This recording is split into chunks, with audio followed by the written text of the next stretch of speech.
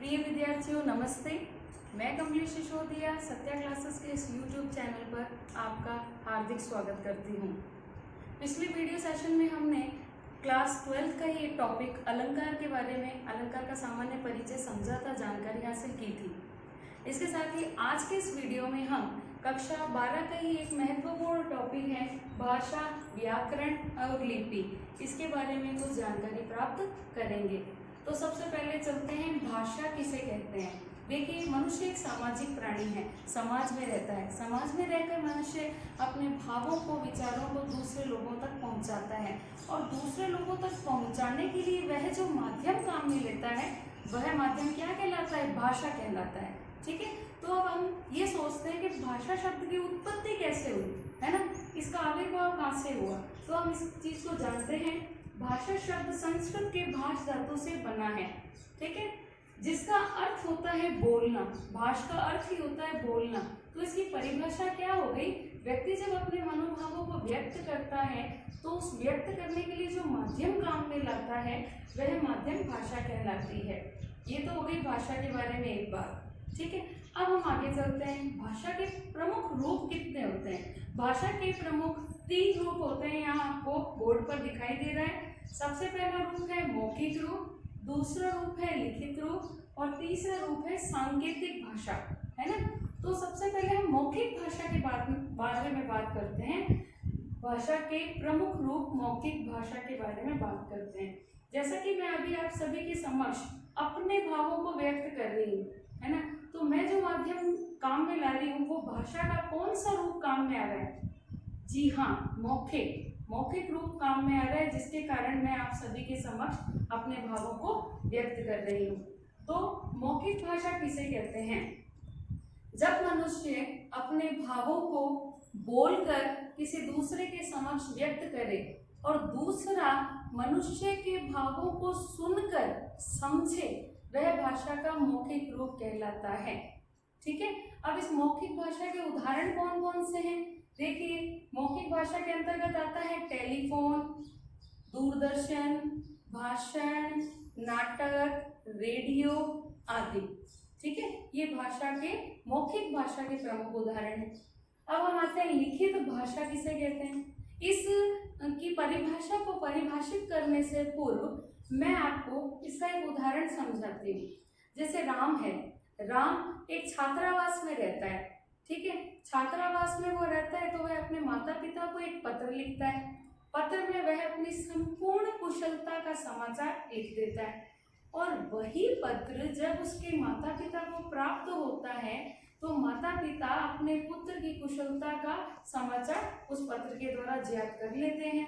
ठीक है, तो जो राम ने अपने मनोभावों को लिखकर व्यक्त किया वह भाषा का कौन सा रूप कहलाया?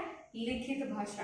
ठीक है, तो जब मनुष्य अपने भावों को लिखकर व्यक्त करता है, विचारों को लिखकर समझाता है, तो वह भाषा का लिखित रूप कहलाता है। ठीक है, अब इसके उदाहरण क्या आएंगे? इसके उदाहरण आ जाएंगे पत्र हो गया, कहानी हो गई, जीवनी हो गई, संस्मरण हो गया, लेख हो गया, पत्रिका हो गई और समाचार पत्र आदि। ठीक है, अब कभी कभी कई बच्चे पूछते हैं मैडम संस्मरण क्या होता है ना, तो मैं उससे पूर्व बता दूं, स यानी अच्छा, स्मरण यानी याद। अच्छी यादों का एक जो लिखित संग्रह होता है ना, वो संस्मरण कहलाता है। हमारी अच्छी यादें क्या होती है? कोई विवाह संबंधी, है ना, किसी का जन्म दिवस होता है, उसके समय हमने क्या क्या किया, वो सारा क्या हो गया? संस्मरण। ठीक है, अब हम आगे चलते हैं सांकेतिक भाषा। भाषा का जो तीसरा रूप है वो है सांकेतिक। जब मनुष्य अपने भावों को संकेतों के द्वारा, इशारों के द्वारा समझाता है तो वह भाषा का सांकेतिक रूप कहलाता है। ठीक है, इसका प्रमुख उदाहरण ये सामने लिखा ही है, यात्रा नियंत्रण। आपने ट्रैफिक पुलिस वालों को देखा है, वो किस तरह से भीड़ को नियंत्रित करते हैं, है ना, किस तरह से लोगों को दुर्घटनाग्रस्त होने से बचाते हैं। तो ये एक यातायात नियंत्रक का उदाहरण हो गया। दूसरा उदाहरण मूक बधिर लोग। मूक बधिर लोग क्या करते हैं? अपनी बात को पहुंचाने के लिए संकेतों का सहारा लेते हैं, तो ये भाषा का सांकेतिक रूप हो गया। मैं अपना एक उदाहरण देती हूँ। क्रिकेट बहुत अच्छा उदाहरण है। क्रिकेट में एम्पायर हमेशा आउट का इशारा देने के लिए अपनी उंगली को ऊपर उठा देते हैं, फ्री हिट का इशारा देते हैं, बाउंड्री का इशारा देते हैं। तो इस हिसाब से देखा जाए तो उस क्षेत्र में यानी उस क्रिकेट के मैदान में एम्पायर द्वारा ये जो सांकेतिक भाषा अपनाई जाती है उसका एक अपना ही महत्व है, एक अपना ही वर्चस्व माना जाता है। तो ये हो गई हमारी सांकेतिक भाषा। ठीक है, अब इसी के साथ हम आगे चलते हैं। प्राय बच्चे प्रश्न पूछा करते हैं कि मैडम बोली में और भाषा में क्या अंतर होता है ना। तो देखिए मैंने यहाँ पे लिखा है भाषा और बोली में अंतर। भाषा जो है वो राष्ट्र स्तर पर बोली जाती है ना, तो वो क्या कहलाती है, भाषा कहलाती है। भाषा का अपना एक व्याकरण होता है ना।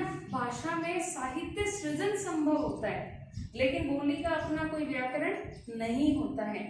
तो ये तो हो गया भाषा और बोली में अंतर। ठीक है, इसके बाद हम आगे चलते हैं। हमारा आगे का जो इसी का एक टॉपिक आगे चल रहा है व्याकरण। अब व्याकरण के बारे में अध्ययन करते हैं। व्याकरण क्या है? तो व्याकरण वह शास्त्र है जो भाषा को शुद्ध रूप से बोलना व लिखना सिखाता है ना। अब हमारे आगे के टॉपिक पे आते हैं व्याकरण। व्याकरण क्या है? व्याकरण वह शास्त्र है जो भाषा को शुद्ध रूप से बोलना व लिखने का ज्ञान कराता है ना। वह शास्त्र जो हमें शुद्ध रूप से बोलना और शुद्ध रूप से लिखना सिखाता है। जैसे मैंने यहाँ पे उदाहरण लिखा है, 4 आदमी उधर जा रही थी, दोनों लड़कियां खाना खा रहे थे, है ना। तो इसका क्या होगा, यहाँ लिंग संबंधी अशुद्ध ही है, लेकिन हमें कैसे पता चलेगा, जब हमें व्याकरण का अच्छा ज्ञान प्राप्त होगा। तो हम इसको शुद्ध क्या करेंगे, 4 आदमी उधर जा रहे थे, दोनों लड़कियां खाना बना रही थी। समझ आ गया, ये हो गया हमारा व्याकरण। इसके बाद हम आगे चलते हैं। अब आते हैं अपने इस तीसरे टॉपिक पर जो है लिपि। लिपि किसे कहते हैं? देखिए ध्वनियों को लिखने का तरीका लिपि कहलाता है ना। या साधारण भाषा में मैं अगर परिभाषा दूं सरल शब्दों में, तो लिखने का जो तरीका होता है, जो प्रक्रिया होती है, वह लिपि कहलाती है। ये हो गया। अब लिपि, अभी पूछ लो बच्चों से कि हमारी प्राचीन लिपि कौन सी होती है, तो सारे बच्चे बता देते हैं कि देवनागरी है। लेकिन जब पूछा जाता है देवनागरी लिपि है क्या, क्या विशेषताएं, तो बच्चों को पता ही नहीं होता। बच्चे एकदम हैरान रह जाते हैं कि अरे ये अब कैसे बताएं। तो बेटा देवनागरी लिपि की विशेषताएं क्या है कि यह लिपि बाईं से दाईं ओर लिखी जाती है। आप देख सकते हैं मैं यहाँ से लेकर वहां तक गई हूँ, यानी बाएं से दाईं ओर। दूसरा, प्रत्येक शब्द पर शिरोरेखा होती है। जैसे मैंने यहाँ राम लिखा, एक शब्द लिखा, इस पर एक शिरोरेखा। मैंने यहाँ पर रेखा लिखा, तो इस पर एक शिरोरेखा। ये जो रेखा है, शिरोरेखा है, तो ये बताती है देवनागरी लिपि है। ठीक है, इसके बाद में जैसा बोला जाता है वैसा लिखा जाता है। मैंने बोला राम, जैसा बोला वैसा लिखा। मैंने बोला रेखा, जैसा बोला वैसा लिखा। ठीक है, तो जैसा बोला जाता है वैसा लिखा जाता है। प्रत्येक शब्द पर शिरोरेखा होती है और बाईं से दाईं ओर लिखी जाती है।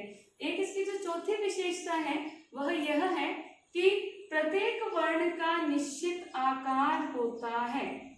आप देखिए मैं यहाँ लिख रही हूँ राम एक अच्छा लड़का, ऐसा तो नहीं है। क्या होगा, राम एक अच्छा लड़का है।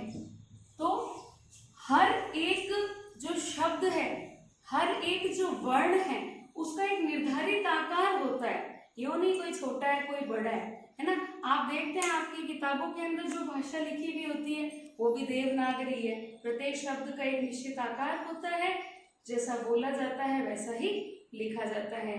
तो आशा करती हूँ आज का ये जो हमारा वीडियो सेशन था, जिस टॉपिक पे था भाषा, लिपि और व्याकरण, आपको बहुत बेहतरीन तरीके से समझ आया होगा।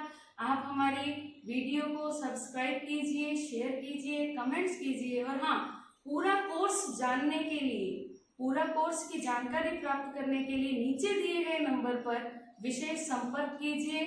धन्यवाद।